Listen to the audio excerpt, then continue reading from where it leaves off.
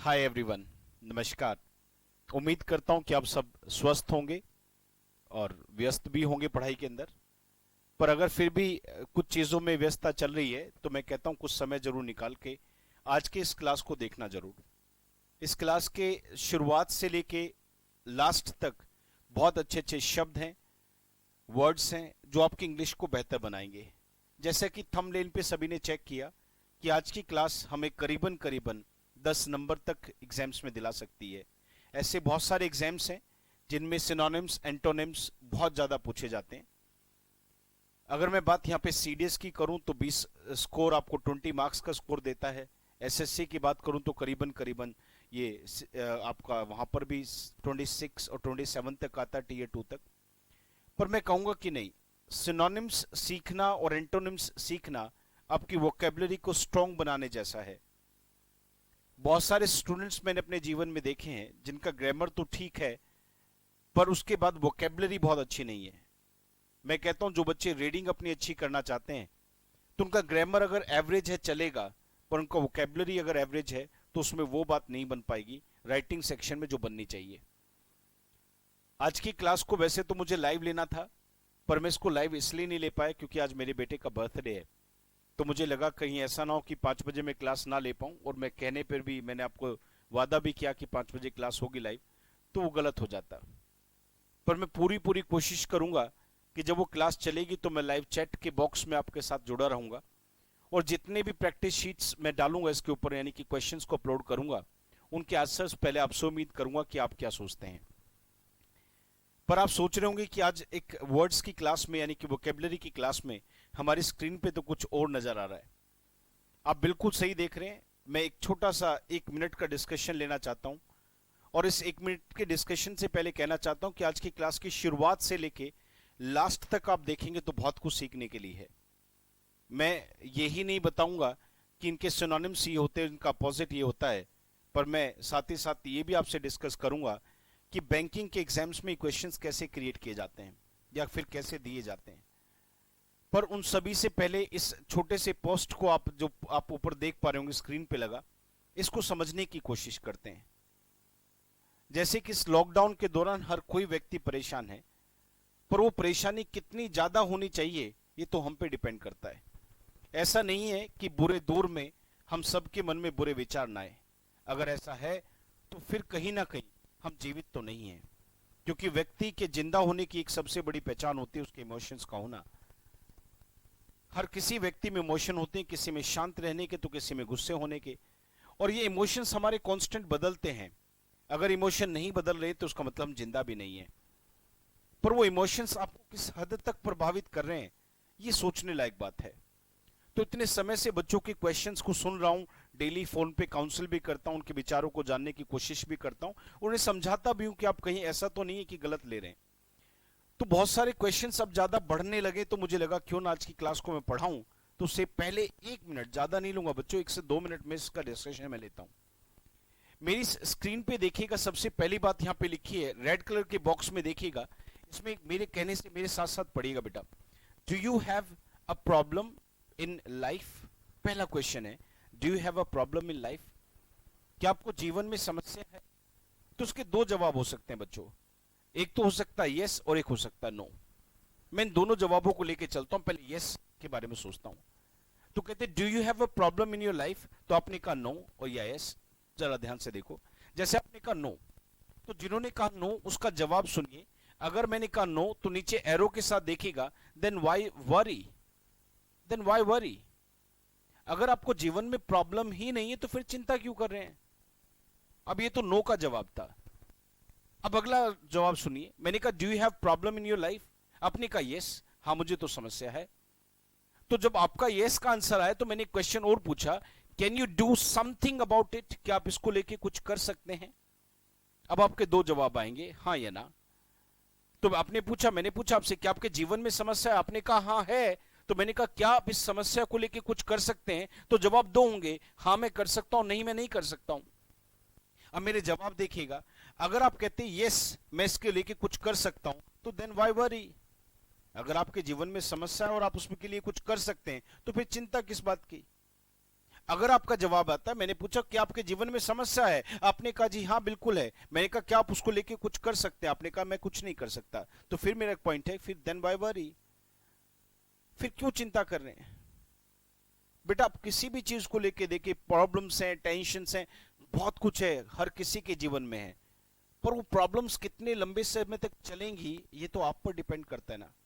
मैं अपने हमेशा स्टूडेंट्स को एक बात कहता हूं कि आप सब मुझसे बात कर लेते हो, आपको समस्या होती है, अच्छी बात है बेटा, करना चाहिए, मैं उसको लेके कभी मना नहीं करता। पर बेटा जी पता ही क्या है, जितना भी ये मोटिवेशनल आप ये जब उसको देखते हैं, ये कहीं ना कहीं एडिक्शन बन जाता है हमारे लिए। एडिक्शन से मेरा मतलब क्या है, जैसे आपने देखा होगा शराब पीने वाले को, धूम्रपान करने वाले को, उसको एक एडिक्शन होता है, जब भी उसको दिक्कत होती है तो तुरंत स्मोक करता है, शराब पी लेता है। क्यों पी लेता है? क्योंकि उसको लगता है कि ये मेरा सोल्यूशन है। ऐसे आजकल बच्चों के लिए मोटिवेशन होने लगा। बहुत सारे बच्चे क्या होते हैं कि दिन, 2 दिन, 4, 5, 10 दिन में अपने गोल को भूल जाते हैं, और फिर उनको लगता है कि कोई व्यक्ति ऐसा मिले जो उनको ये बता पाए कि तुम्हारा ये गोल है। पर सोचना समझना बड़े ध्यान से, अगर ऐसे व्यक्ति आपके जीवन में नहीं मिले तो क्या अपने जीवन में आप कामयाब होने का अधिकार नहीं रखते हैं क्या? हर कोई व्यक्ति कामयाब होने का अधिकार रखता है, बस बेशर्ते आपको अपने टारगेट के बारे में सोचते रहना है। कोरोना वायरस आया है, चला जाएगा, पर करियर अब बनाना है तो बनाना है, क्योंकि इसके बिना बात तो नहीं बनने वाली। आने वाले समय में मेरे पास अच्छी ड्रेस होगी, मेरे पास चलने के लिए अच्छी गाड़ी होगी, मेरे रहने के लिए अच्छा मकान होगा, सारी सुख सुविधाएं होंगी। मेरे से आने वाली जनरेशन जब मुझसे अच्छी एजुकेशन मांगने का डिमांड करेगी तो मैं उनको अच्छे स्कूल्स में पढ़ा पाऊं। इन सभी की जरूरतें आज के आपके इस एक्शन पे डिपेंड करता है जो आप इसमें बैठे हैं। तो मैं हमेशा अपने स्टूडेंट्स को एक बात कहता हूं बेटा, कि आपका करियर आपका कैसा होने वाला है ये आप पर डिपेंड करता है। कहते हैं कि हमेशा मैं एक बात कहता हूं बेटा, बस मैं लास्ट मिनट के साथ खत्म करता हूं, अगर आपको अपने जीवन में कोई व्यक्ति चाहिए जो आपकी मदद कर सकता है तो उसकी तलाश आपकी खत्म हो सकती है। अगर आपको अपने जीवन में एक ऐसा व्यक्ति चाहिए जो आपकी सारी प्रॉब्लम्स को दूर कर दे, आपको कामयाब कर दे, है आपके जीवन में एक ऐसा व्यक्ति और उससे आपको मिलना है, तो एक काम कीजिएगा, आप एक ऐसे कमरे में जाइए जहां पर कोई नहीं है, और शीशे के सामने खड़ा होकर देखिए, एक शीशे में व्यक्ति नजर आएगा, और जो व्यक्ति शीशे में आपको नजर आएगा वो व्यक्ति है जो आपके जीवन को बदलने वाला है। एक बात कही जाती है, nobody can change your life, कोई भी व्यक्ति आपके जीवन को नहीं बदल सकता, बट यू कैन, पर आप तो बदल सकते हैं। आपके जीवन में कुछ भी होने वाला है वो आप पे डिपेंड करेगा, अच्छा होगा या बुरा होगा, सब आप तक है और आपसे है। आप तक और आपसे है, ये दोनों बातें अपने दिमाग में रखना बेटा। मैंने बहुत बेसिक सा क्वेश्चन पूछा, do you have a problem in your life, आपने कहा नहीं, तो मैंने कहा फिर चिंता किस बात की?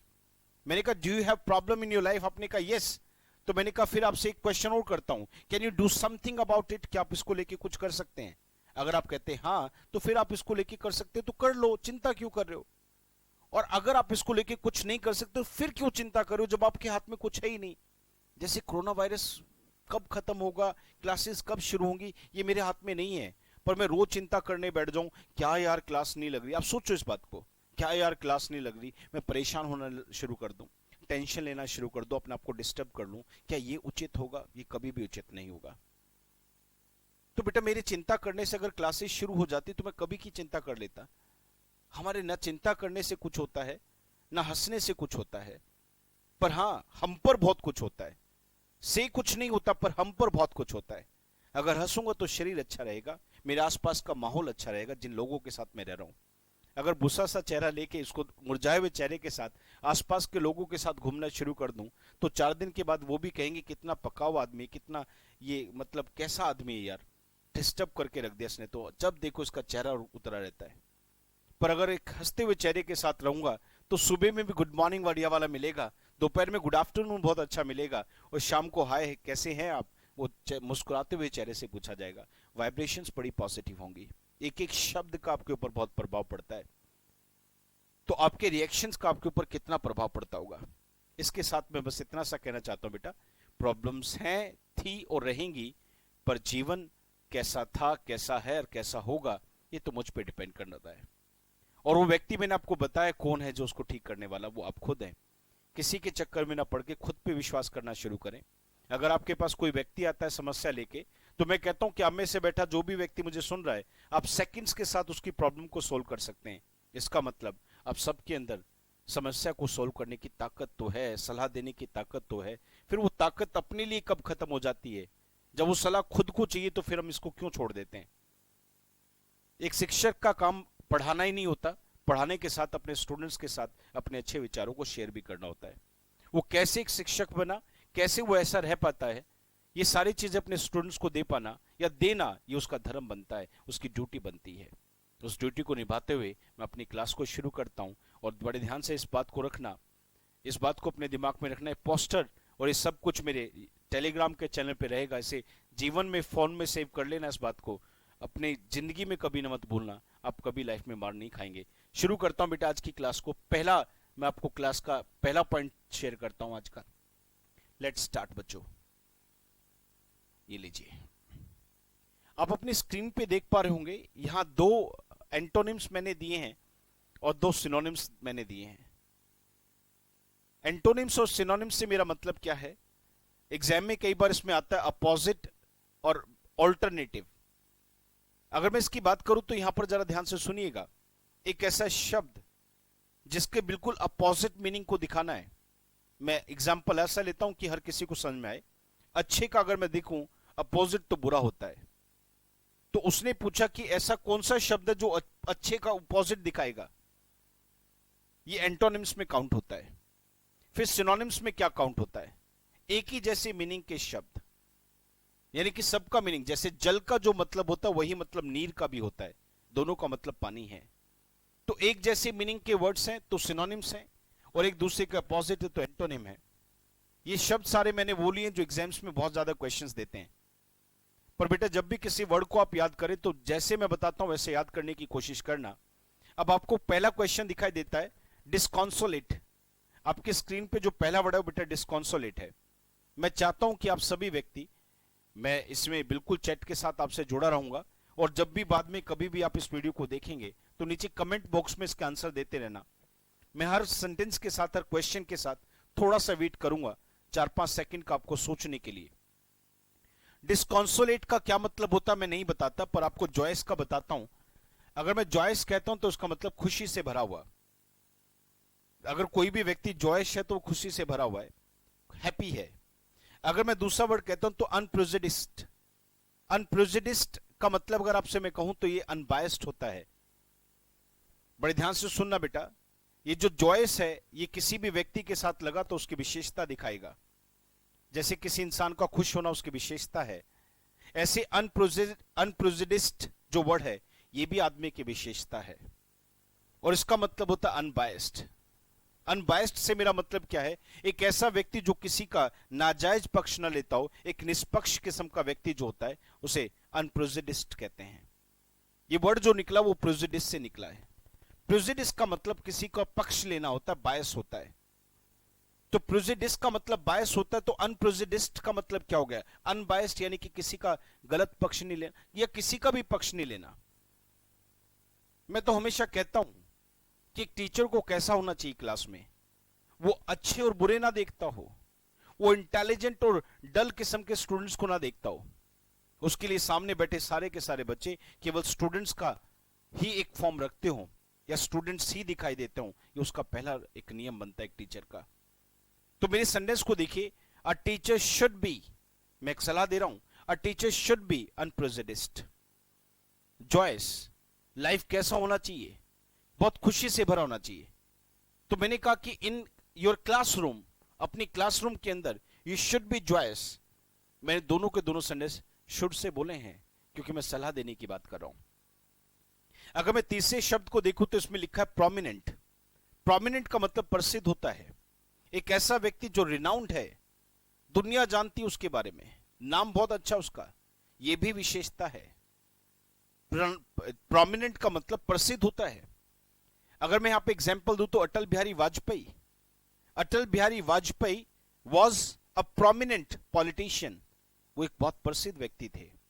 किसी भी शब्द को याद रखना है तो उसे प्रैक्टिकल लाइफ से जोड़ लो। आपके आसपास ऐसे बहुत सारे व्यक्ति और चीज हैं जिनके लिए इन शब्दों को आप लगा सकते हैं, तो लगा लीजिए ना, एक सेंटेंस बना लीजिए। ये वीडियो 2-2, 3-3 बार देख के आप इन चीजों को बार बार सुन के भी तो सीख सकते हैं। प्रोमिनेंट का मतलब प्रसिद्ध होता है, तो मैंने कहा Atal Bihari Vajpayee was a prominent politician. अगर मैं फोर्थ शब्द को देखूं तो थैंकफुल है। थैंकफुल का मतलब होता है कि किसी भी चीज के लिए आभारी होना। जैसे आप सुबह से लेकर शाम तक जितने भी बच्चे वीडियोस को देखते हैं, तो आपके जो अच्छे कमेंट्स मेरे को मिलते हैं, मैं उनके लिए आपका आभारी हूं। I am thankful to you for your comments. अब देखिए मेरे सेंटेंस को, I am thankful to you, जिसको लेके आप आभारी है टू करके उसका नाम लगा दें। I am thankful to you, और जिस चीज के लिए आभारी है फोर करके उसका नाम लगा दें, फॉर योर कमेंट्स। मैंने चारों शब्दों का मीनिंग इसलिए बताया कि इस बीच आप सोच पाए कि इसका पॉजिट क्या था। कौन से शब्द का पॉजिट बेटा? डिस्कॉन्सोलेट। डिस्कॉन्सोलेट का मतलब क्या होता है, अब मैं इसको बता देता हूं बेटा।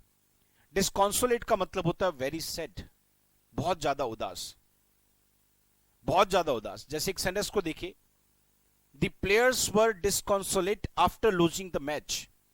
मैं एक बार थोड़ा धीरे से बोलता हूं।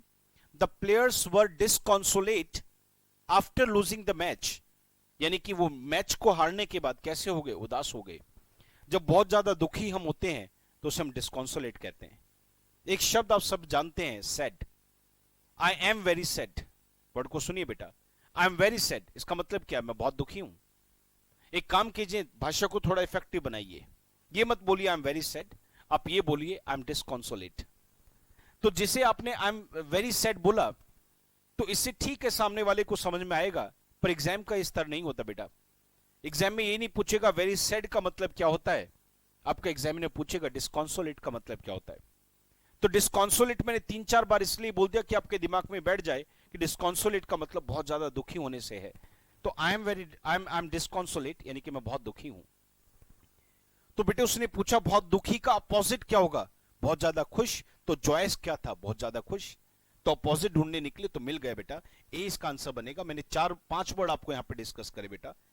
सिनोनिम्स और एंटोनिम्स करने का एक फायदा यह है कि आपको एक क्वेश्चन में 5-5 वर्ड मिल जाते हैं।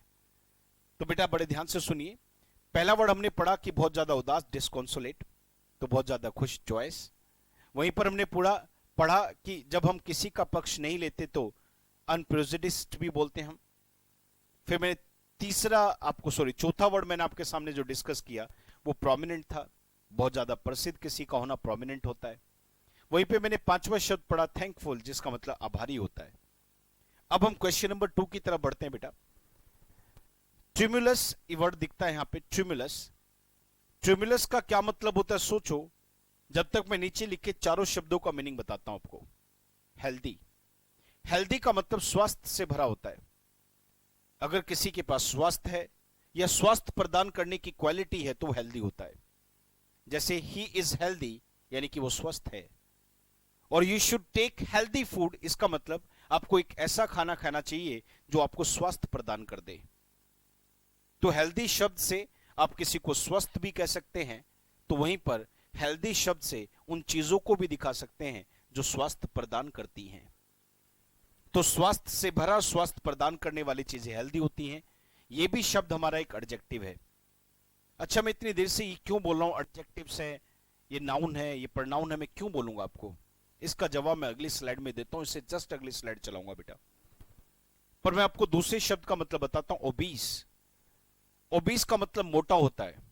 बेटे केवल इतना पढ़ोगे कि ओबीस का मतलब फैट है तो गलत है। ओबीस का मतलब इतना ज्यादा फैट होना कि अब उसके स्वास्थ्य को, यानी कि उसके जीवन को भी खतरा हो। जब व्यक्ति जरूरत से ज्यादा मोटा हो जाता है तो उसे ओबीस कहते हैं। जैसे एक छोटा सा एग्जांपल देखिए, अदनाम सामी, यानी कि एक व्यक्ति, एक आपने सुना होगा, एक पाकिस्तानी सिंगर हैं। वो तो इंडिया का ही, उन्होंने अपना यहीं रहने लगे हैं, अब तो इंडिया के निवासी हो गए हैं वो। पर मैं बोल रहा था उनके बारे में। अदनाम सामी वॉज ओबीस। अदनाम सामी का वजन देखा हो आपने तो बहुत ज्यादा था। इतना ज्यादा था कि उनके स्वास्थ्य पे भी उसका खतरा था। तो बहुत ज्यादा वजन बढ़ जाना ओबीस होता है। ऐसे व्यक्ति जो बहुत ज्यादा मोटे, उनको ओबीस कह सकते हैं आप। मैं तीसरा वर्ड आप देखो तो यंग, जवान होता है। और स्टेडी का मतलब निरंतर होता है। जैसे स्टेडी रिलेशनशिप्स।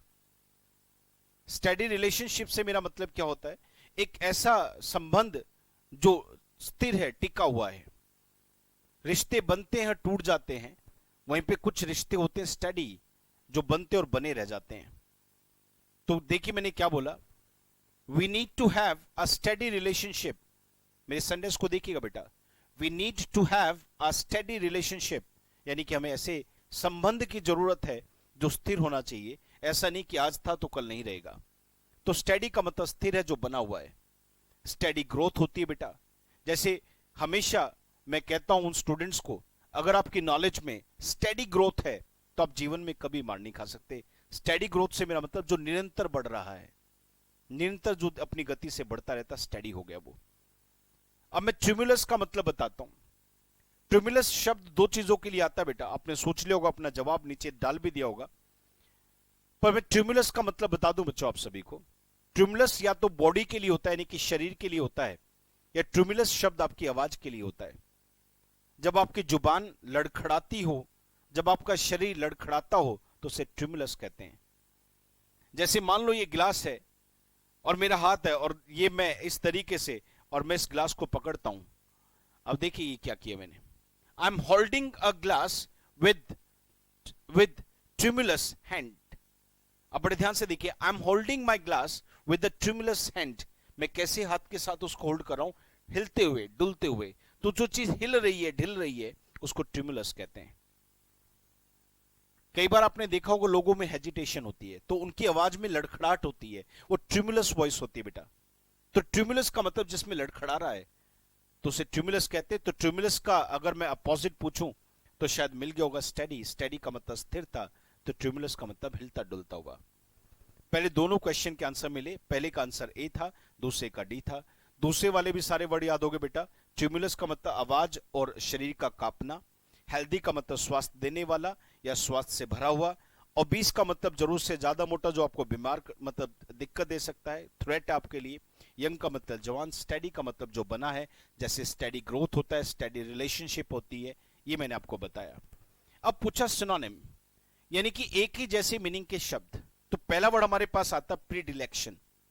प्रीडिलेक्शन का मतलब क्या होता है, मैं फिर पढ़ देता हूं। प्रीडिलेक्शन, प्रीडिलेक्शन, प्रीडिलेक्शन का मतलब क्या होता है, आप सोच लीजिए। मैं तो नीचे लेके चार शब्द का मीनिंग आपको बताता हूं, मेरा आंसर देते रहिएगा बेटा जब तक मैं चार का मीनिंग बताऊं। फेवर का मतलब किसी का पक्ष चाहिए, किसी की सहानुभूति, किसी का सहयोग, वो फेवर होता है। आई need favour from you. Your favour नहीं होता बेटे, फेवर फ्रॉम यू होता है, प्रोनाउन में पढ़ते हैं इस बात को। प्रेजुडिक आ गया, देखो ऊपर पढ़ा था हमने, अनप्रेजुडिस्ड। प्रेजुडिस आ गया। प्रेजुडिस का मतलब किसी का पक्ष लेना होता है, बायस होता है इसका सिनोनिम, बायस। प्रीडिलेक्शन जो शब्द वो नाउन है बेटा, ध्यान रखना, नाउन है, चीज का नाम है, एक फीलिंग का नाम है, किसी चीज। अब मैं बता दे इसका मीनिंग आप सभी को। प्रेफरेंस का मतलब, प्रेफरेंस शब्द का मतलब किसी भी चीज को लेके प्राथमिकता है, ज्यादा पसंद को दिखाता है। जब पसंद की चीजों में से एक चीज को ज्यादा पसंद की बताएं तो वहां पे प्रेफरेंस बढ़ाता है।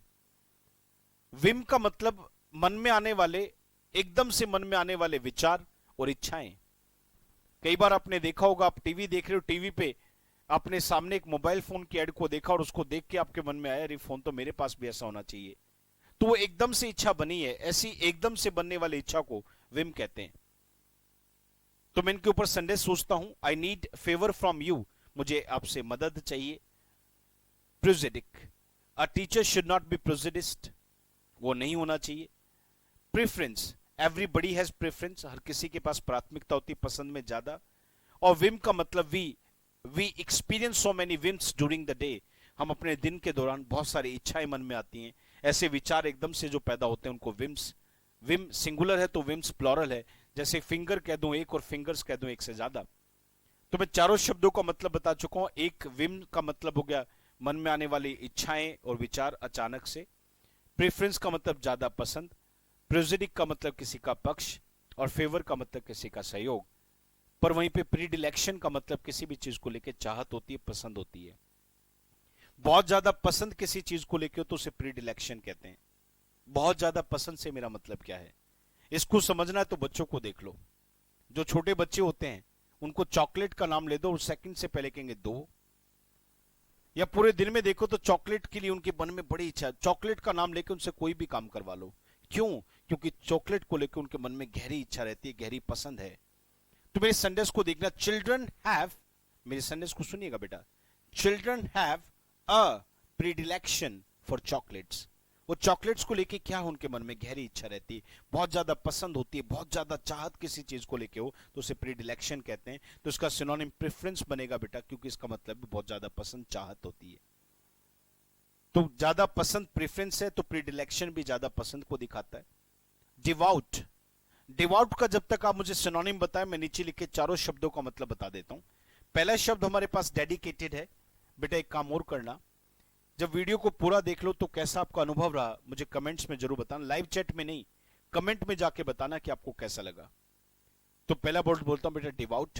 डिवाउट शब्द का क्या मतलब है मैं बताऊंगा, उससे पहले चारों शब्द आप सिनोनिम ढूंढ लीजिए इसका। मैं आपको पहला वर्ड लेके आता हूं इसमें, जो मैं एक बार यहां से देख लेता हूं हमारे पास कौन से वर्ड पे डिवाउट पे हैं। हाँ ठीक,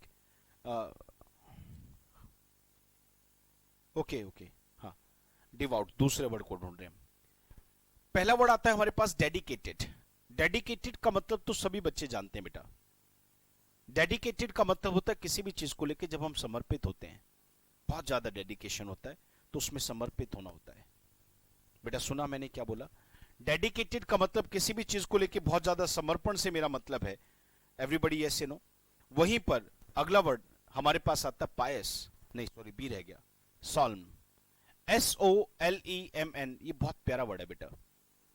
इसका मतलब होता है जब चेहरे पर किसी भी तरीके का कोई एक्सप्रेशन ना हो, खुशी का, एक्साइटमेंट का, बहुत ज्यादा सीरियसनेस। तो बहुत ज्यादा सीरियसनेस को सॉल्म कहते हैं। जैसे मैंने कहा कि सॉल्म फेस का मतलब, देखिए बड़े ध्यान से, सॉल्म फेस का मतलब होता है एक ऐसा चेहरा जिस पर सीरियसनेस छाई हुई हो। तो बेटा फिर सुन लो, SOLEMN का मतलब सीरियस से होता है, तो वहीं पे डेडिकेटेड का मतलब किसी भी चीज को लेकर समर्पण है, करना है तो करना है, पूर्ण रूप से उसके लिए जुड़ गए। जैसे डेडिकेटेड हम टीचर्स के प्रति हो जाते हैं, बस समर्पण होता है टीचर्स के प्रति। पायस का मतलब धर्म को फॉलो करने वाला, जो धर्म की राह पर चलता है उसे पायस कहते हैं। जैसे मैंने कहा my mother is a pious woman, इसका मतलब मेरी मदर एक धार्मिक औरत है, यानी कि वो धर्म में विश्वास करती है। एफिजी का मतलब पुतले होते हैं, वो पुतले जिन्हें हम अपने आक्रोश के लिए बनाते और जलाते हैं। आपने देखा वो सड़कों पे पुतले बना के जलाए जाते हैं। अभी पीछे एक घटना घटी तो उसमें चीन के पुतले बनाए गए, उसको चीन में उनके वहां के लोगों के बनाए गए और उसको जलाया गया। वहीं पर इसी तरीके से थोड़ा सुशांत सिंह राजपूत को लेके सलमान खान, करण जौहर के पुतलों को पटना के अंदर बनाया गया और जलाया गया, तो उनको एफिजीज बोलते हैं वो। तो effigies were set on fire, the effigies of Salman Khan and Karan Johar were set on fire, उनको आग लगा दी गई। My mother is a pious woman, she has a solemn face, उसका यानी कि चेहरा कैसा हो रखा, सीरियस है। और dedicated, we should be dedicated to our teachers, हम अपने टीचर्स को लेकर डेडिकेटेड होने चाहिए, समर्पित होने चाहिए। अब मैं डिवोट का अगर आपको मीनिंग बताऊं तो डिवोट का मतलब होता है, ये धर्म से जुड़ा वर्ड होता है बेटा। पर क्या मतलब होता है इसका, कि जब हम देखो यहां पे बच्चा फंसेगा।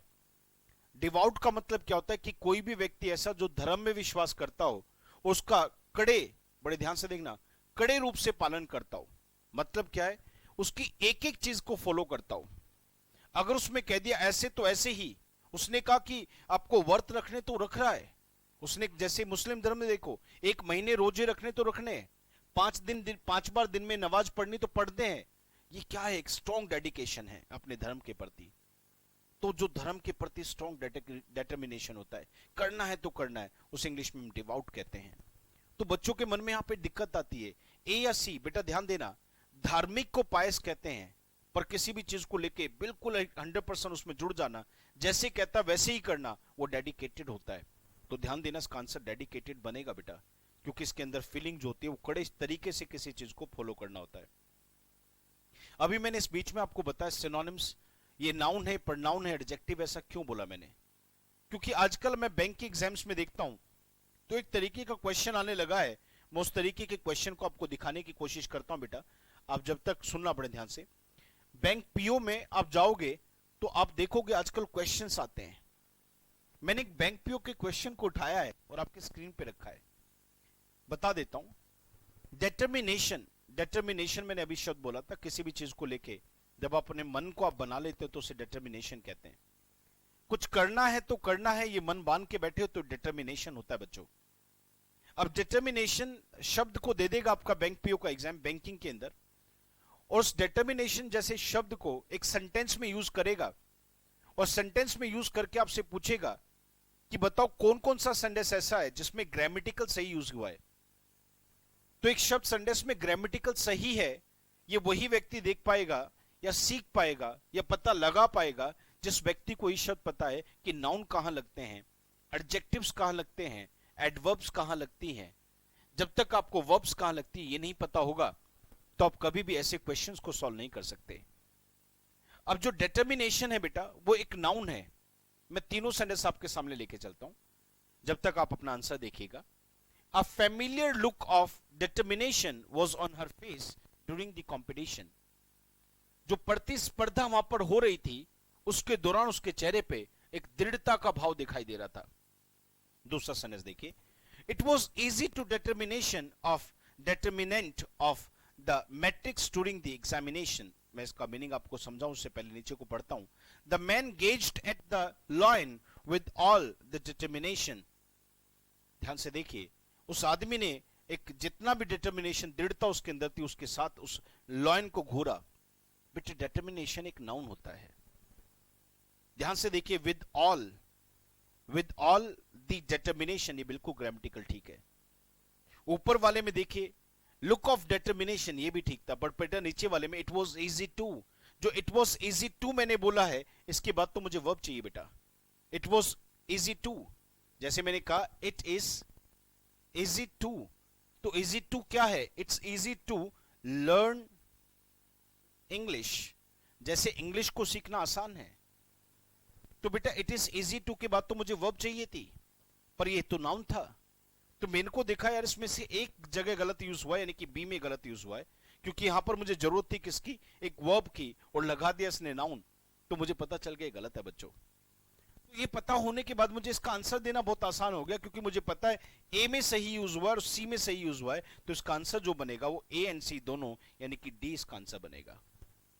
तो बेटा आज की क्लास में जितने भी मैं आपको सिनोनिम्स एंटोनिम्स कराता चलूं, तो आप सब एक काम करना, मुझे साथ साथ ये जरूर ध्यान रखना कि सर ने क्या बोला, ये नाउन है, एडजेक्टिव है, और जो उनको लेके मैं सेंटेंसेस बोलूं वो सेंटेंस आप बड़े मन से सोचते चलना। मैं अगली स्लाइड की तरफ चलता हूं और देखते हैं बेटा नेक्स्ट क्वेश्चन हमारा क्या बनता है। इनको बेटा बड़े अच्छे से ध्यान रखना, सीखने हैं ये, मन बनाना अच्छे से। आगे देखिए, वर्ड है हमारा थर्ड, पूछे हैं सिनोनिम्स, तीन शब्द, तीनों के तीनों में सिनोनिम्स को पूछा है। प्लेबिसाइट, प्लेबिसाइट एक वर्ड है। प्लेबिसाइट जो वर्ड होता है इसके सिनोनिम को पूछा है, PLEBISCIT, पर मैं इसके सिनोनिम को बोलूं, बताऊं आपको जवाब, उससे पहले मैं एक काम करता हूं सभी के लिए, मैं इन चारों शब्दों का मीनिंग बताता हूं, जब तक आप आंसर सोच लीजिए। रिजर्वेशन, आपने देखा होगा रिजर्वेशन हम कराते हैं, गाड़ी में भी कराते हैं, जॉब्स में भी होता है, एडमिशंस में भी रिजर्वेशन होता है, उसकी तो बात ही नहीं करनी मुझे, तो आपको सभी को मीनिंग पता है। प्रेजेंट का मतलब किसी भी चीज को प्रदर्शित करना होता है। प्रेजेंटेशन किसी भी चीज की एक, जब हम प्रदर्शनी होती है जो उसको हम सामने किसी के रखते हैं तो प्रेजेंटेशन होता है। तो रिप्रेजेंटेशन का मतलब किसी को रिप्रेजेंट करना होता है। किसी को रिप्रेजेंट से मेरा मतलब किसी के बिहाफ पर उसको दिखाना, वहां पे रिप्रेजेंट करते हैं। जैसे मैं अपनी कंपनी की तरफ से चला जाऊं किसी सेमिनार में, तो मैं अपनी कंपनी को वहां रिप्रेजेंट कर रहा हूं, तो उसकी रिप्रेजेंटेशन होती है। अगला वर्ड हमारे पास आता है वो है रिनंसिएशन। वो रिनंसिएशन वर्ड जो है बहुत प्यारा वर्ड है बेटा। रिनंसिएशन का मतलब अगर मैं आपको बताऊं तो किसी भी चीज का त्याग होता है। जैसे रिनंसिएशन ऑफ वायलेंस, यानी कि हिंसा का त्याग। महात्मा गांधी जी ऑलवेज, बड़े ध्यान से सुनिएगा, Mahatma Gandhi ji always insisted upon the renunciation of violence. Mahatma Gandhi ji ने हमेशा हिंसा का त्याग के ऊपर बल दिया कि इसका त्याग कीजिए। रेफरेंडम का अगर मैं मतलब बताऊं तो ये जनसंग्रह होता है। इसका मतलब क्या होता है? जन से इसका इतना सा मतलब होता है जब लोग किसी भी चीज को लेकर मतदान करते हैं और उसमें सुधार की कामना करते हैं। किसी भी चीज के अंदर जब बदलाव को किया जाए, बदलाव की कामना की जाए, और बदलाव की कामना करते हो, उसके लिए मतदान किया जाता है, उसमें चेंज लाएंगे, तो उस इंग्लिश में रेफरेंडम कहते हैं। तो एक शब्द रिजर्वेशन है, तो वहीं पे दूसरा शब्द रिप्रेजेंटेशन है, और तीसरा हमारे पास रेनसिएशन है, तो चौथा वर्ड अपने पास रेफरेंडम है। चारों का मीनिंग मैं आपको बता चुका हूं। एक तो क्या कि जब जन का यानी कि लोगों का मतदान होता है किसी बदलाव के लिए, दूसरा दूसरा किसी चीज का त्याग है, तो तीसरा किसी की जगह जाके उसकी मतलब उसको रिप्रेजेंट करने से। हिंदी तो मैं सटीक नहीं बोल पा रहा हूं। और रिजर्वेशन आप सब जानते ही हैं। प्लेबिसाइट का मतलब अगर मैं बताऊं तो ये कहीं ना कहीं लोगों का एक वोट होता है, और वोट भी ऐसा जिसको लेके जिससे हम किसी भी चीज में रिफॉर्म करते हैं, यानी कि बदलाव करते हैं। अब पार्लियामेंट में कोई भी बिल पास होता है तो आपने देखा होगा दोनों सदन में पहले प्लेबिसाइट कराया जाता है। प्लेबिसाइट क्यों बोला मैंने? वहां पर जितने भी लोग मौजूद होते हैं, राज्यसभा और लोकसभा के जितने भी मेंबर्स हैं, एमएलए और एमपीज, वो सब उसके लिए वोट करते हैं। और वोट की गिनती से पक्ष और विपक्ष को देखते हुए कि कितने पक्ष में और कितने विपक्ष में, उसके आधार पर सुधार किए जाते हैं। तो क्या किया जाता है राज्यसभा और पार्लियामेंट में? दे होल्ड प्लेबिसाइट, वो प्लेबिसाइट करते हैं। इसी को मैं ये भी कह सकता दे होल्ड रेफरेंडम। उम्मीद करता हूं पांचों शब्दों का मतलब समझ में आया होगा। अगले वर्ड की तरफ देखिए, परयूज। परयूज का मतलब मैं आपको बताऊं उससे पहले नीचे लगे चारों शब्द का जब तक आप अपना आंसर दीजिए। एक आंसर है रिड्यूस। रिड्यूस का मतलब घटाना है। बी का मतलब रीड यानी कि पढ़ना। आर्ग्यू, सी का मतलब है बहसबाजी करना। फॉलो, किसी चीज का अनुसरण करना। परयूज का मतलब किसी चीज को पढ़ना होता है। परयूज का मतलब किसी भी चीज को पढ़ना होता है। अच्छा, पढ़ना भी कैसे? जब आप सारी चीज में से निकल गए, शुरू से लेकर लास्ट तक आप निकल गए, केवल इसलिए मोटी मोटी नजर लगाई क्योंकि आप उसमें से अपने इंटरेस्ट की चीज को ढूंढना चाह रहे थे। अब किसी व्यक्ति, उसका बेस्ट एग्जांपल देता हूं जी। अब किसी व्यक्ति को अखबार पढ़ता हुआ देखना, अखबार पढ़ते उस व्यक्ति को देखना, अब क्या करता है वो अखबार के अंदर वो दिखाता है, जानने की कोशिश करता है कि इस अखबार में मेरे मतलब की न्यूज कौन सी है। कुछ को स्पोर्ट्स पढ़ना है, तो कुछ को बाजार पढ़ना है, तो कुछ व्यक्तियों को ये चोरी की घटना है, कुछ को कोरोना वायरस। तो एक व्यक्ति को कोरोना वायरस ढूंढना था कि कितने केसेस बढ़ गए। उसने क्या किया, पूरे अखबार में इस तरीके से सारे के सारे अखबार को खंगाल डाला।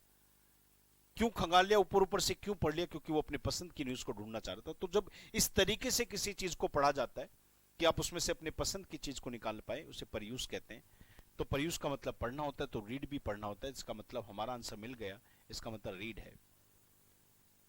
अगला वर्ड हमारे पास आता है स्प्यूम। स्प्यूम शब्द का मीनिंग मैं आपको बताऊं उससे पहले नीचे लगे चारों शब्दों का मीनिंग बता दूं, आप जब तक आंसर देखिएगा। पहला वर्ड हमारे पास आता है पॉइजन, सबको पता है। स्पिट का मतलब थूकना, ये भी सबको पता था। लावा क्या होता है, सबको पता है। फॉर्म का मतलब किसी भी चीज के अंदर झाग होते हैं, फॉर्म बनते ना, तो फॉर्म का मतलब किसी भी चीज के अंदर झाग होते हैं, झाग। और बेटे स्प्यूम का मतलब भी झाग होते हैं। इजी था इसलिए मैंने जल्दी जल्दी पढ़ दिया। तो पांचवें का आंसर आपको मिल गया होगा, इसका आंसर डी बनेगा क्योंकि इसका मतलब झाग होता है। इन सभी स्लाइड्स को आप टेलीग्राम के चैनल से भी ले सकते हो बेटा। अब हम अगली स्लाइड को देखते हैं, नेक्स्ट स्लाइड की तरफ चलेंगे। इसके आंसर्स भी देखना, आप बताना बेटा, और उनको अच्छे से याद करना बच्चों। चलो बेटा, 5 तक किए थे तो छठे से शुरू करते हैं। 6th, 7th और 8th, इसमें भी आपको 3 सिनोनिम्स दिए गए हैं। सबसे लास्ट में मेंटोनिम्स करेंगे। अब 3 सिनोनिम्स को देखते हैं। रिसर्जेंस करके एक वर्ड दिया गया बेटा, रिसर्जेंस। रिसर्जेंस एक नाउन होता है बेटा, पर रिसर्जेंस का मीनिंग क्या होता है ये आपको तो मैं बाद में बताऊंगा, पर पहले नीचे लगे चार शब्द का मीनिंग बताता हूं। रिलक्टेंस का मतलब किसी भी चीज के अंदर जानबूझ के इच्छा से किया गया कोई भी, मतलब बेमन से किया गया, अनिच्छा से किया गया कोई काम होता है। रिलक्टेंट वर्ड जब आता है बेटे, रिलक्टेंट से ही निकला हुआ शब्द है, तो रिलक्टेंट का मतलब होता है बिना मन के कोई काम करना, वो रिलक्टेंट होता है। जैसे he was reluctant to tell me his name, यानी कि वो अपना नाम बताने के लिए इच्छुक नहीं था। वहीं पे रिलक्टेंस क्या हो गया, वो नाउन हो गया बेटा। I could feel the reluctance to continue, यानी कि मैं उसके अंदर, I could feel in him the reluctance to continue, मैं उसके अंदर वो अनिच्छा को फील कर पा रहा था कि वो काम नहीं करना चाह रहा, वो रिलक्टेंस था। रिन्यूअल का मतलब किसी भी चीज का दोबारा से पुनर्जीवन होता है, दोबारा से जीवित कर देना किसी चीज को, उसको रिन्यूअल कहते हैं। रिलोकेशन का मतलब दोबारा से किसी चीज को कहीं पर स्थित कर देना होता है। जैसे लोकेट का मतलब किसी चीज को स्थिर करना होता है, तो लोकेशन किसी भी चीज की जगह होती है। और रीलोकेशन का मतलब दोबारा दूसरी जगह होती है। अगर मैं अगले वर्ड देखूं तो रेप्लीशन है।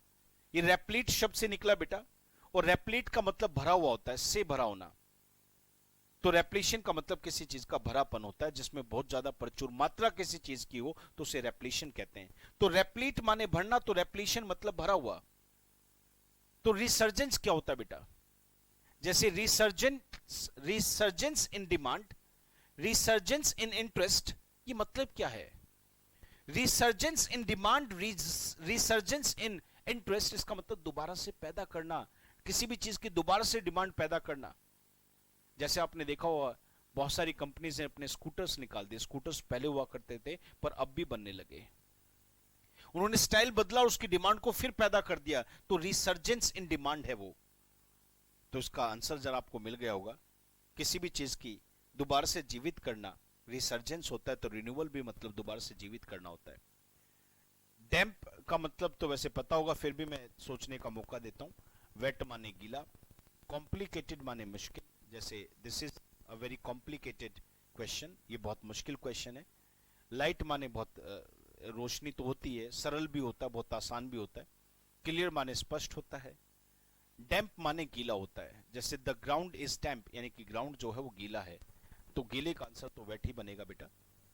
अगला वर्ड हमारे पास आता है इनजेन्युअस। इनजेन्युअस का भी सिनोनिम पूछा है। मैं इसका नाम मीनिंग बताऊं उससे पहले मैं नीचे लगे चारों शब्दों का एक बार मीनिंग आपको बता देता हूं बेटा। केयरलेस का मतलब किसी भी चीज के अंदर लापरवाही होती है। तो कैंडिड का मतलब किसी भी चीज के अंदर एक, बड़े ध्यान से, ये तो सुनने वाली बात है यार, कैंडिड बहुत प्यारा वर्ड है। अगर मैं कैंडिड वर्ड का मतलब आपको बताऊं बेटा, तो उसका मतलब किसी भी चीज के अंदर जो सच्चाई होती है, स्पष्टता होती है, सच्चा होता है।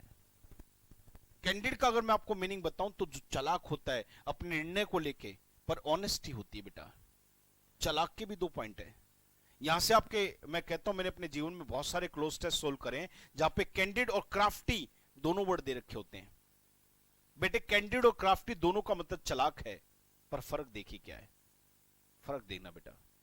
क्राफ्टी का मतलब होता है जब एक ऐसा व्यक्ति जिसके मन में मैल छिपा है, कुछ बुरा करना चाहता और चालाकी दिखाता हो। क्राफ्टी का मतलब कुछ बुरा करने की उद्देश्य से जो लोग चालाक होते हैं, ऐसे लोगों को क्राफ्टी कहते हैं। पर कुछ अच्छा करने की इच्छा रखते हैं और स्पष्ट होते, ईमानदार होते हैं, पर हाँ बड़े शार्प माइंडेड होते हैं, क्विक डिसीजन ले पाते हैं, ऐसे लोगों को कैंडिड कहते हैं। सरल, स्पष्ट, ये सब इसके मतलब हो गए। क्रिएटिव का मतलब जिसके अंदर कुछ क्रिएशन होती है, कुछ करने का। तो इंजेन्युअस का मतलब होता है बेटा एक ऐसा व्यक्ति जो बहुत चतुर होता है।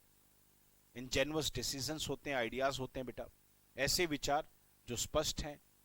और स्पष्ट से मेरा मतलब क्या है यहाँ पर, जिनके अंदर, जिनको समझा जा सकता है, जो गुण रखते हैं, क्वालिटी रहते हैं, अच्छा करने की ताकत रखते हैं, वो इंजेन्युअस होते हैं। तो इसका सिनोनिम जो बनेगा वो कैंडिड बनेगा बेटा। आगे की तरफ बढ़ता हूं बेटा, नेक्स्ट वर्ड को दिखाता हूं आप सभी को। अब हमारे पास अगली स्लाइड आती है बेटा। इस सारी क्लास होने के बाद आप मुझे ईमानदारी के साथ एक बार ये जरूर बताना कि आपको आज का सेशन कैसा रहा। सिनोनिम्स में अगला आता है बेटा, ये सिनोनिम्स की लास्ट स्लाइड होगी, इसके बाद हम एंटोनिम्स करेंगे। पढ़ते चलो बेटा, बीच में क्विट नहीं करना, पढ़ते चलो।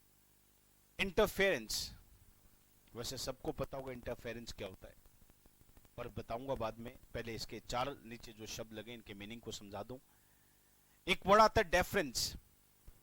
बेटे डेफरेंस का मतलब किसी का रिस्पेक्ट और पोलाइटनेस, दो मतलब होते हैं बेटा।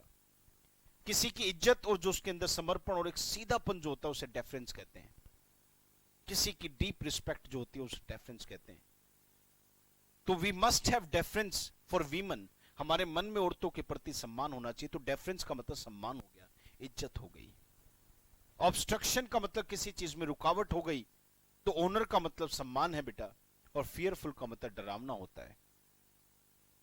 अब देखिए, एक वर्ड डरावना है तो वहीं पर एक वर्ड सम्मान है, तो वहीं पर डेफरेंस भी सम्मान है, तो ऑब्स्ट्रक्शन का मतलब रुकावट है। तो वहीं पर आप देखिए ना, इंटरफेरेंस का मतलब भी तो उसमें रुकावट ही होती है। तो इंटरफेरेंस का जो सिनोनिम बनेगा वो ऑब्स्ट्रक्शन बनेगा। बिल्कुल ठीक है ये। 9वां वर्ड 10वां पढ़ता हूं, क्वेरी। क्वेरी का मतलब आपको बताऊं उससे पहले नीचे लगे 4 शब्द का मतलब बताता हूं, जब तक अपने आंसर को आप मेरे सामने डालिए। क्वेस्ट का मतलब किसी भी चीज को पाने की गहरी इच्छा होती है, चाहत, प्यास, पाने की इच्छा, क्वेस्ट होती है। तो डिनाउंस का मतलब वहीं पर नहीं, पहले क्वेस्ट को मैं बता दूं, इसके लिए एक सेंटेंस में बोलना चाहता हूं। जैसे so many persons have quest for money, यानी कि बहुत सारे लोगों में क्वेस्ट होती है, यानी कि गहरी इच्छा होती है, किसको लेके, किसको लेके, पैसे को लेके। वहीं पे डिनाउंस का मतलब बेटा किसी भी चीज के ऊपर आरोप लगाना होता है। आरोप और प्रत्यारोप लगाना, उस इंग्लिश में हम डिनाउंस कहते हैं। Everybody yes no. या किसी भी चीज को गलत मानना, गलत बताना भी डिनाउंस होता है। वहीं पे डिनाउंस के साथ अगले की तरफ देखो तो मेरे पास आता है क्वेक। क्वेक का मतलब भूकंप होता है, कंपन होता है। विक्टिम का मतलब किसी भी चीज को लेकर आपने सहन किया, बर्दाश्त किया है, शिकार आप हो गए, किसी चीज के शिकार को विक्टिम कहते हैं, जिसने उसको झेला है तो विक्टिम हो गया। तो क्वेरी क्या होता है बेटा? क्वेरी नाउन है या फिर वर्ब है, वो बड़े ध्यान से देखना। अगर ये वर्ब है तो उसका मतलब खुदाई, खदान, आपने देखे होंगे खदानें होंगी, जैसे रेत की होती है, पत्थरों की होती है, जहां से हम बिल्डिंग बनाने के लिए मटेरियल निकालते हैं। खदान में खुदाई करना, खुदाई करके मटेरियल निकालना, उसे क्वेरी बोलते हैं। पर अगर ये नाउन है तो उसके दो मतलब हैं। वो जगह जहां पर खुदाई होती है, खदानें होती है, उसे क्वेरी बोलते हैं। और दूसरा, वो जानवर जो किसी का शिकार बना है, विच हैज बीन हंटेड, जिसको शिकार किया गया है, जिसका।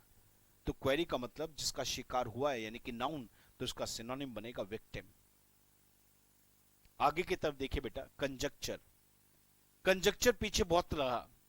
सुशांत सिंह राजपूत जी जब उनका निधन हुआ, उन्होंने व्हेन ही कमिटेड सुसाइड, तो कहते nobody knew exactly why he committed suicide. किसी को नहीं पता था कि उन्होंने आत्महत्या क्यों की। वी कैन ओनली कंजक्चर, इसका मतलब क्या, हम केवल अनुमान लगा सकते हैं। तो कंजक्चर का मतलब अनुमान लगाना भी होता है बेटा। ये वर्ब भी होती है और नाउन भी होता है, मैंने इसका मीनिंग अपने आप ही बता दिया। तो कंजक्चर का मतलब अगर नाउन है तो उसका मतलब अनुमान है, और अगर ये वर्ब है तो अनुमान लगाना इसका मतलब है। तो उसके सिनोनिम्स में देखें तो पहला वर्ड आता है नॉलेज, जो कि ज्ञान है। बायस का मतलब किसी का पक्ष रखता, आज मैंने बहुत वर्ड पढ़े। प्रोजेडिक, अनप्रोजेडिक, बायस, अनबायस्ड, ये वर्ड पढ़े हमने। बायस का मतलब किसी का पक्ष लेना होता है, तो ट्रुथ का मतलब सच्चाई, और गैस का मतलब अनुमान है। तो इसका आंसर मिल ही गया होगा, डी बनेगा। ये गलती से मेरे मुंह से निकल ही गया। 12वां शब्द आता है हमारे पास वर्सिमिलिट्यूड। अगर मैं वर्सिमिलिट्यूड के बारे में बात करूं तो इसका मतलब किसी भी चीज के अंदर सच्चाई भरना होता है। किसी भी चीज के अंदर सच्चाई भरना वर्सिमिलिट्यूड होता है। ये सारे के सारे शब्द आपके सिनोनिम की जो किताब है उसमें से ही हैं, और ये सारे एग्जाम्स में आने वाले वर्ड हैं। एक सिंगल वर्ड ऐसा नहीं जो आपके सिनोनिम की किताब में ना हो और आपको बाहर से मिल गया एग्जाम में। उस किताब में से 99% क्वेश्चंस आ जाते हैं, ऐसा मेरा मानना है, सारे लेसन्स को कवर कर ले तो। वर्सिमिलिट्यूड का मतलब होता है बेटा किसी चीज के अंदर सच्चाई पैदा करना या सच्चाई होना। तो गॉस्चर, ये वर्ड देखिए बेटा, नहीं, हाँ, वर्सिमिलिट्यूड, और इसका भी मैंने आपको बता दिया। तो उसके सिनोनिम आप बताइए, सोच लिया? अब मैं बताता हूं, चारों का मीनिंग सुनो। ग्रोटेस्क्यू एक वर्ड आता है आपके पास। ग्रोटेस्क्यू का मतलब बड़ा अजीबो गरीब होता है। जैसे he was wearing a grotesque mask, यानी उसने जो मास्क पहना था बड़ा विचित्र था, अजीबो गरीब था। तो जो चीजें अजीबो गरीब होती है उसे ग्रोटेस्क्यू बोलते हैं बेटा। ऑथेंटिसिटी का मतलब किसी चीज के अंदर सच्चाई होती है। फेस्टिव का मतलब महोत्सव होता है, फेस्टिवल से जुड़ा होता है। जैसे फेस्टिव सीजन होता है, तो फेस्टिव सीजन का मतलब है महोत्सव का समय, महोत्सव का सीजन। फंटेस्टिक का मतलब अद्भुत होता है, कमाल का होता है, इसका मीनिंग होता है बेटा। तो 12वीं का आंसर भी मिल गया आपको, बी बनेगा।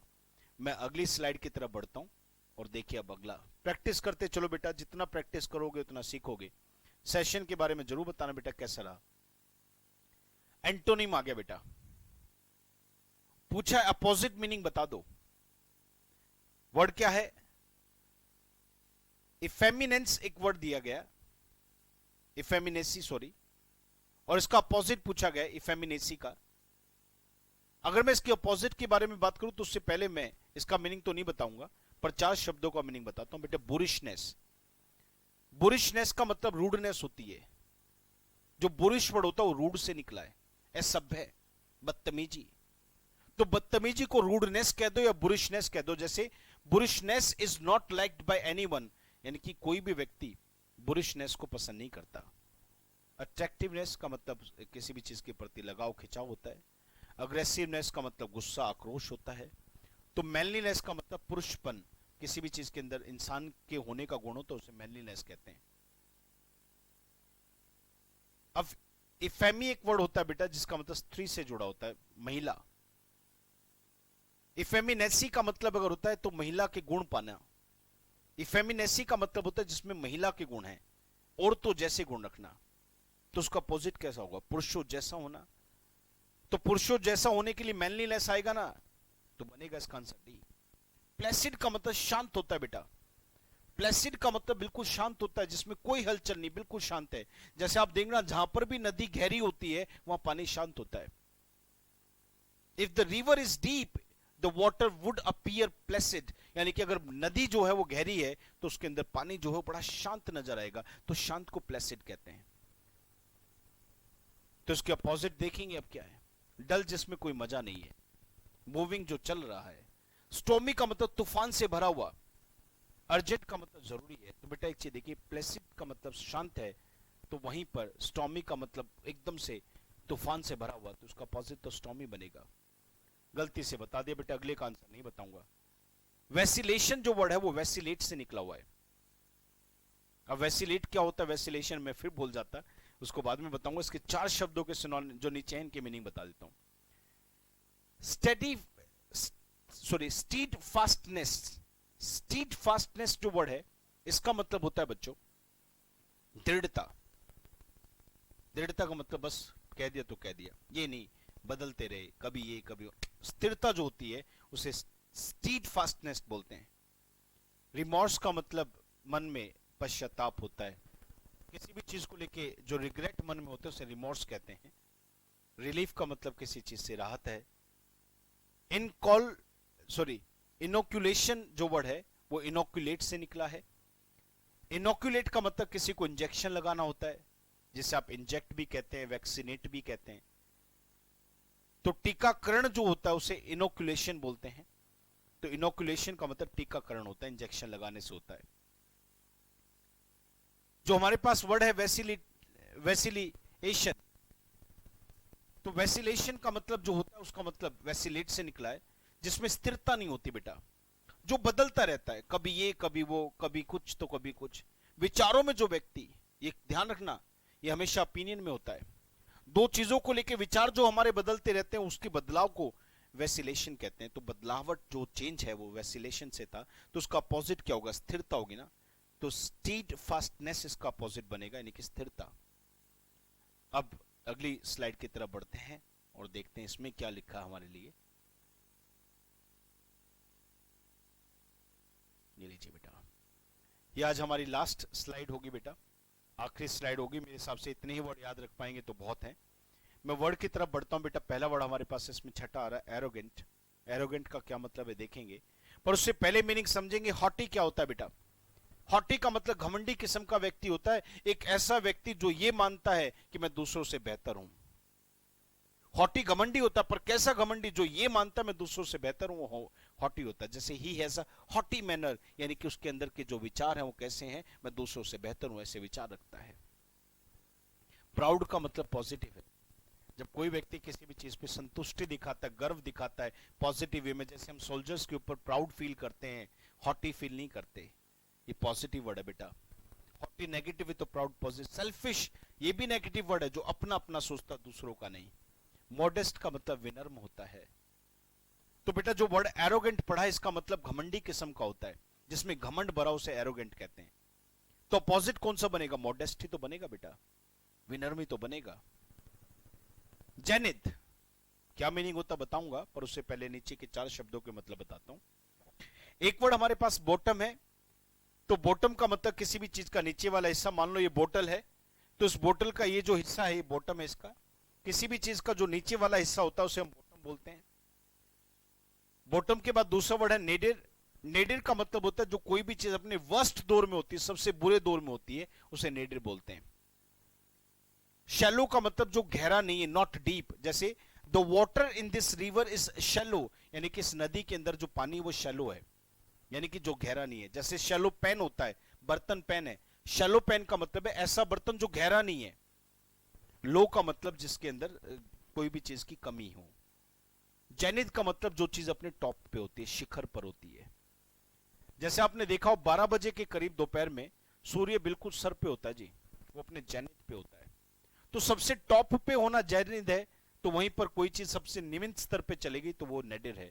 बेटे ध्यान देना, बॉटम पोजीशन है, तो नेडिर का मतलब सबसे वर्स्ट में चले जाना, और जैनिथ का मतलब सबसे टॉप पे चले जाना। तो उसका अपोजिट नेडिर बनेगा बेटा, बॉटम नहीं बनेगा। असेंट्रिक क्या मतलब होगा अभी देखेंगे, पर असेंट्रिक के सिनोनिम्स में देखें तो आप पहले उसको बड़े ध्यान से देखिए। पहला वर्ड आता है अनयूजुअल। अनयूजुअल का मतलब जो आम नहीं है, जो चीजें आम नहीं है उसे अनयूजुअल कहेंगे। जैसे कोरोना वायरस अनयूजुअल है, कोई आम बीमारी नहीं है। केयर फ्री का मतलब जिसमें परवाह नहीं है। नॉर्मल का मतलब जो आम है। पेक्युलर का मतलब भी जो आम नहीं है, यानी कि अनयूजुअल है। तो जो मतलब अनयूजुअल का वही मतलब पेक्युलर का, तो दोनों तो सिनोनिम हो गए। केयर फ्री का जिसका मतलब परवाह नहीं है, तो नॉर्मल का मतलब जो आम है। तो पेक्युलर जो असेंट्रिक वर्ड होता है, इसका मतलब होता है बड़ा अजीबो गरीब। तो असेंट्रिक का मतलब होता है बड़ा अजीबो गरीब। जैसे मैंने कहा देर इज एन, जैसे ही वेयर्स, वो पहनता है असेंट्रिक क्लोथ्स। असेंट्रिक वर्ड क्या होता है, बड़ा अजीबो गरीब, जो हंसी पैदा करता हो। तो ही वेयर्स असेंट्रिक क्लोथ्स, यानी कि कैसे कपड़े पहनता है, बड़े अजीबो गरीब कपड़े पहनता है। तो इसका अपोजिट क्या होगा, नॉर्मल। आज मैंने बहुत सारे शब्द यूज करे, करीबन 80 के करीब वर्ड्स आज आपके सामने मैंने बोले हैं। 80 शब्दों का मैंने डिस्कशन किया, एक बहुत प्यारा मैसेज भी दिया। Do you have problem, do you have a problem, yes. Yes का जवाब देने पर पूछना है do you, can you do something for it, क्या आप इसको लेके कुछ कर सकते हैं। आपने कहा यस तो देन व्हाई वरी, आपने कहा नो तो देन व्हाई वरी। आप कुछ नहीं कर सकते तो फिर किस बात का, और कर सकते तो फिर किस बात की चिंता। Do you have a problem, आपने कहा नो तो देन व्हाई वरी, फिर क्यों चिंता है। इसी के साथ आप सभी को मेरा नमस्कार। पढ़ते रहिए, मस्त रहिए, और कमेंट में बताते रहिए कि आपको कैसा रहा। आगे और मेहनत करेंगे। धन्यवाद।